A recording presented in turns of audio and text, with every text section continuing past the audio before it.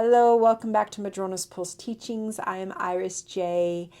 I am so happy to see you. We are chatting about our Virgo full moon eclipse. This is a total lunar eclipse.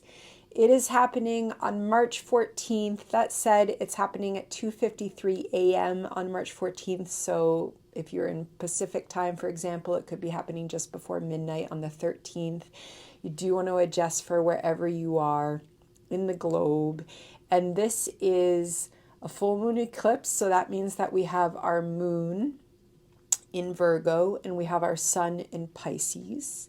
What makes an eclipse an eclipse? It has to do with the nodes of the moon. So the nodes of the moon are points where the sun and the moon's paths intercept.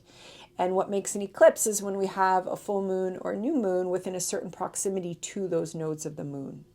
And how an eclipse impacts us always depends upon our own chart, how our own chart speaks with the current sky, and how those archetypes are activating our own body-mind archetypes within ourselves. Eclipses are times of opportunity for change and growth. The nodes, there's Romeo coming to say hello in case you heard him. The nodes of the moon in astrology, especially evolutionary astrology, are really important. They do speak to our soul paths individually and collectively. And so part of eclipse season is an opportunity for us to co-create in deep levels of soul change. Sometimes that looks like big changes happening in our life. Sometimes it is this internal witnessing of ourselves. And from that place of witnessing, we begin to start and insert kind of new patterns in our psyche. And when we put new patterns in our psyche, they change our lives. They change how we relate to others. So eclipse doesn't necessarily mean night and day I'm in a new path. It can be kind of internal subtle changes, but it is opportunity for soul growth. That is what an eclipse signals. Okay, and let's talk about this eclipse. Now, this eclipse is also important because it's our first eclipse when we are working with the nodes of the moon in the Virgo-Pisces axis. So our last eclipse, which was in September and October of 2024, the nodes were still in Aries and Libra. And so this eclipse brings us into our first Virgo eclipse, and it's when we're working with the nodes in Virgo and Pisces, which means that there's new themes coming up. So even when, for instance, this eclipse is happening with the moon just before 24 degrees of Virgo and the sun just before 24 degrees of Pisces. In the previous September 18th, we had a partial lunar eclipse when the moon was at 25 degrees of Pisces and the sun was at 25 degrees of Virgo. So that's a pretty close orb to where this eclipse is happening with the sun and the moon. Now at that time, the nodes were in Aries and Libra. Remember when our nodes were in Aries and Libra and we were working on so many different layers of being in relationship and parts of ourselves coming up and how to honor ourselves in relationship. We're in a different theme on the node level, which is the soul level, which is Virgo and Pisces, and I will talk about that. But it is very significant that this eclipse is potentially bringing up themes that we were working through, moving towards, moving through, opening up to, closing in that mid-September eclipse of 2024. So you could think back to what was some of the themes that were coming up then. Those themes might reemerge. They might take on new directions. They might show us new, deeper layers of ourselves and what our life is moving towards and with. And they might change. What was coming up then might change directions, or it might bring us into a new embodiment within our own life and our own journey. But there absolutely could be some themes coming up, but they're coming up with the nodes having shifted signs, and now that south node is in Virgo and that north node is in Pisces. So this is a lunar eclipse with the moon conjunct the south node just around 24 degrees of Virgo. So if you work with your chart, you do want to see where you have 24 degrees of Virgo, 24 degrees of Pisces. If you don't work with your chart, then you just listen and take what resonates. But wherever we have that Virgo, that it is conjunct the South Node, this is a time of clearing, a time of shedding. In Virgo, it is a time of letting go. So one of the pieces in the layers of this eclipse is that we are having opportunities and being gifted and being asked to let go of control, to let go of grasping at any embodiment or belief that we need to be perfect or we need to match some unrealistic ideal. And this is most likely going to happen where we have that, the part of our chart, the house that this is falling in, that's where we would use astrology to kind of locate the environment within our life, and that's the house that this is happening in for you. But general themes of that Virgo, it is the South Node wants us to let go. It wants us to let go of control so that we can access more openness and flow in that Pisces realm at around 24 degrees, 24 through the end of Pisces, okay? Because there's so much going on in Pisces. And that's one layer of the sheddings that were happening. Virgo is this gorgeous, gorgeous energy. Virgo is a gorgeous archetype. It wants to sanctify this plane. It wants to, we talk about 5D consciousness. Virgo wants to bring the beauty of soul consciousness into this 3D plane. It wants to bring it into the material earth embodied experience. It is not about detaching from this plane. It is about bringing it in. It is about changing how we relate to the earth, to our body, in a way that is aligned by divine love. That is ultimately what this is about. And Virgo, it is programmed to try and create structures and rhythms and systems that can bring that divine energy in. But Virgo can get so attached to its right idea of how something is supposed to happen, of how hard I'm supposed to work for it, of how perfect it needs to be. Virgo is a sign that wants to genuinely be of service to health, service to the mind-body connection, service to the environment, service to care. And yet it can get so caught in its own idea of how it's supposed to be working that it can get cut off from that Pisces realm. And when that happens for Virgo, Virgo usually spirals into anxiety.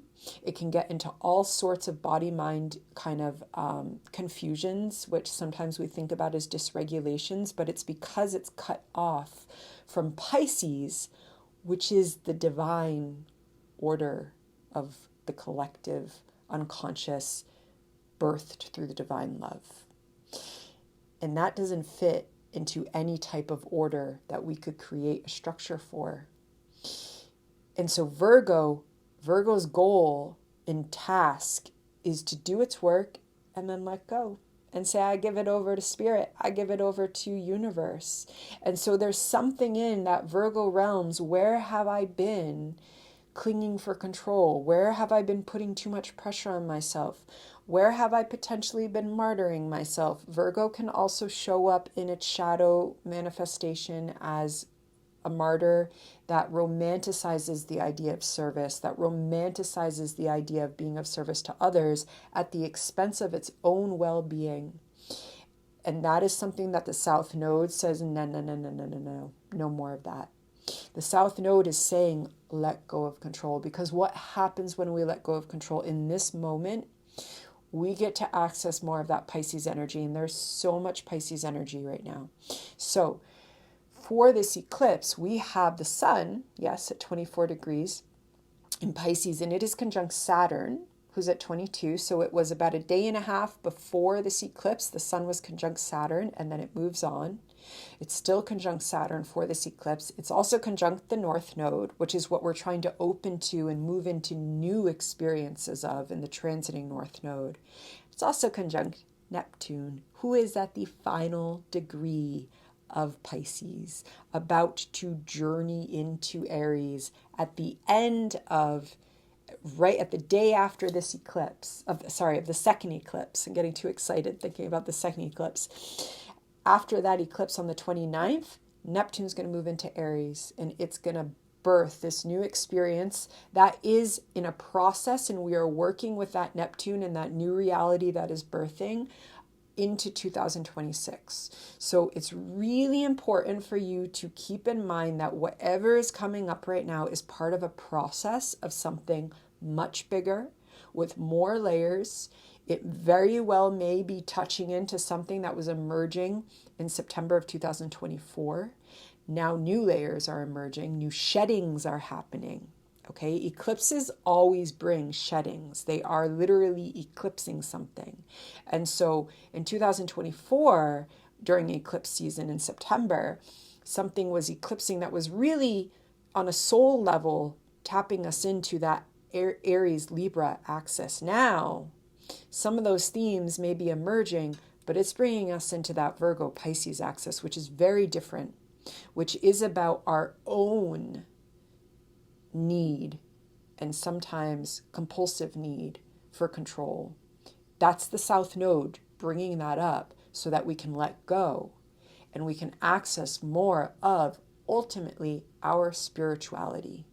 Spirituality here is whatever that word means for you. Spirituality generally refers to our own subjective, experiential, embodied relationship with divine love, divine mystery, the goddess, universe, whatever language speaks to you. Also earth, earth and nature, and especially the way that there is a divine language and order in nature is also part of Pisces. And so there's something opening us up to this relationship and literally new structures for our spirituality in our lives. The sun is conjunct Saturn during this eclipse. This literally means that there is an opportunity for new structures coming into our relationship with our spirituality. But those new structures come by letting go of what something in our psyche, and then manifesting most likely also in our embodiment, because Virgo is both, has been clinging to keep control of. And we let go. And it's not easy to let go. It can be terrifying to let go. But the thing is that when we let go in this dynamic, we are receiving more divine love. And Saturn is there offering us the crone wisdom to bring it into our life. Saturn brings in this wisdom. And in Pisces, it's creating the wisdom of new structures that are going to carry us into these new realities that are emerging, especially as Neptune moves into Aries. Then the sun is conjunct the North Node, which is opening up.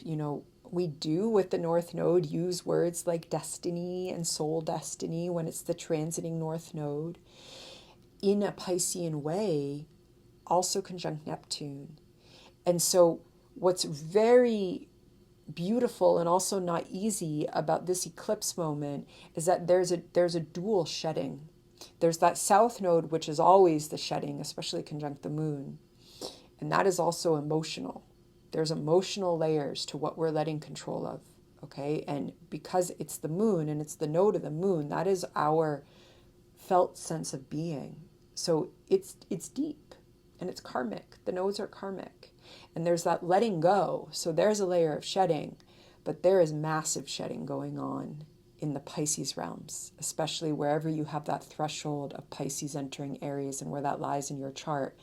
There is a whole new embodiment being birthed.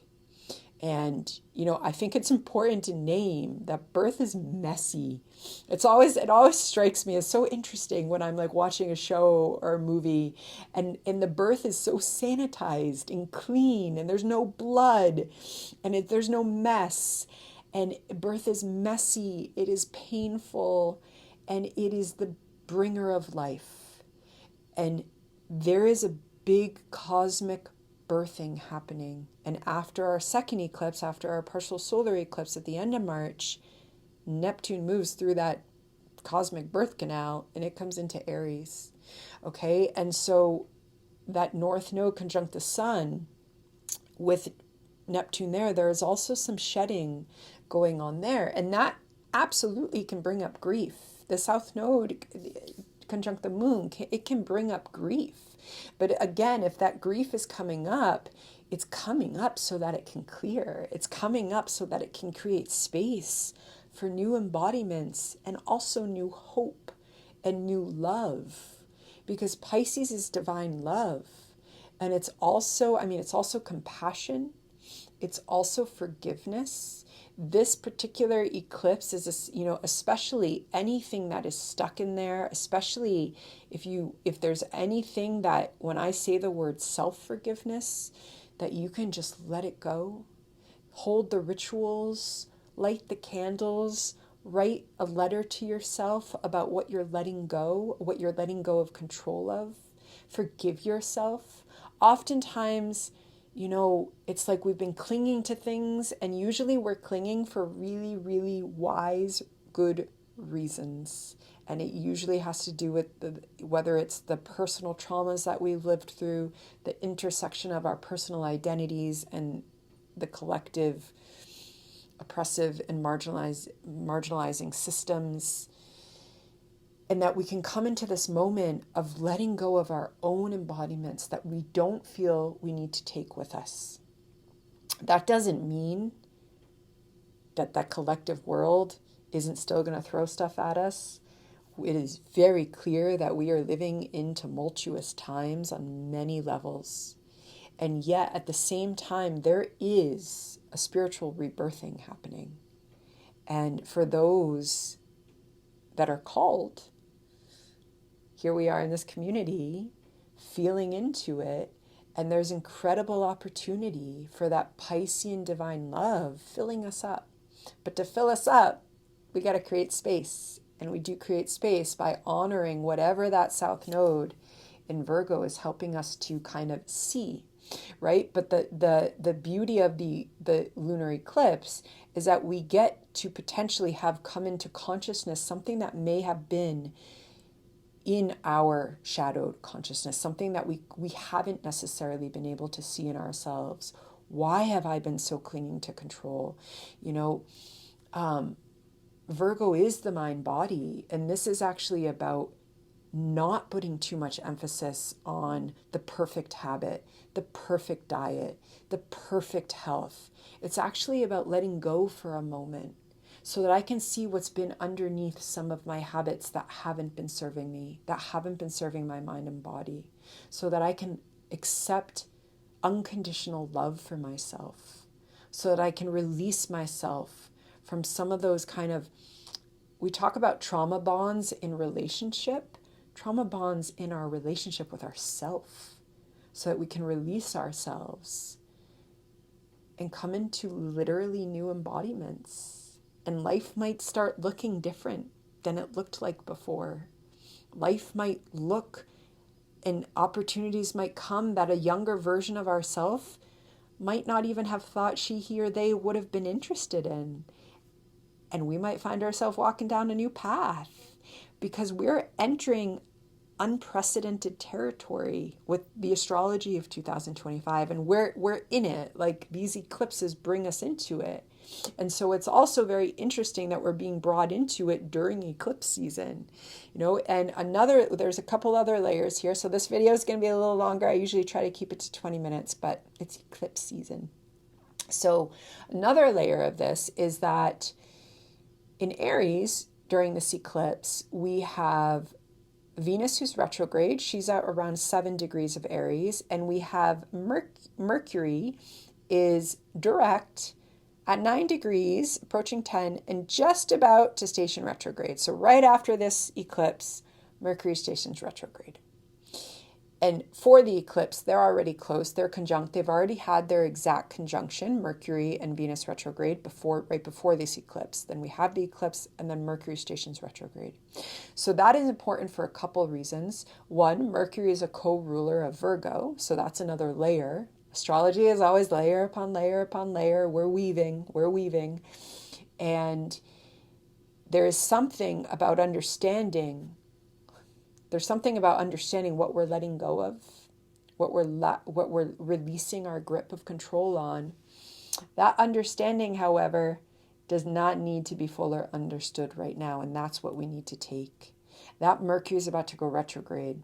It is on a journey with Venus in Aries, our desire, our instincts. We are recalibrating our desire and our instincts. What is truly of value to you in your life right now, in a way that brings you into your own spirituality. This is what Venus is on a journey over these next 5 weeks or so to discover for herself. And that is itself a death and rebirth process. And we're in that liminal realm with Venus. Eclipse season is a liminal realm. Neptune starting a new cycle is a liminal realm. A liminal realm is a realm in which we are in between. And it exists in a way that it is in between what was and what is becoming. And March is about being in that place of transition. The liminal realms, dreams are a liminal realm. They take us into embodiments of other ways of being.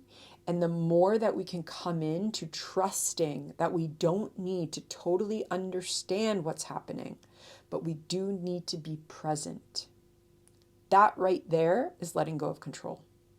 The Virgo that grasps, it wants to understand. Virgo is like such an amazing researcher. Virgo has this ability to distill information. And that Virgo right now needs to back off, trying to understand, and it just needs to be present.